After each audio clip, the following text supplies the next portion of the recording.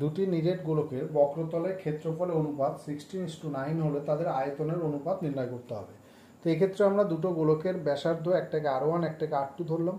এবার এদের বক্রতলের ক্ষেত্রফলের সূত্র আমরা জানি 4πr²। তাই এক্ষেত্রে যেহেতু দুটো গোলকের অনুপাত আছে, তাই প্রথমটার হলো 4πr1², দ্বিতীয়টা হচ্ছে 4πr2²। এই অনুপাতটা 16:9 বলেছে, তাই এটাকে 16/9 লিখলাম। এখান থেকে 4π ক্যান্সেল হয়ে গেল। R1/R2² = 16/9, উভয় পক্ষে বর্গমূল করে R1/R2 এসছে 4/3। বর্গমূল করলে প্লাস মাইনাস দিতে হয়, কিন্তু এখানে আমি প্লাসটা কেন নিলাম, কারণ দুটো ব্যাসার্ধের অনুপাত সবসময় পজিটিভই হয়। এখন এদের আয়তনের অনুপাত বার করতে বলেছে। গোলকের আয়তনের সূত্র আমরা জানি 4/3πr³ হয়।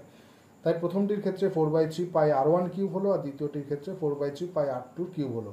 4/3π কেটে গেল, এটা R1/R2 হোল কিউব। এখন R1/R2 মান 4/3, তার হোল কিউব করলে 64/20।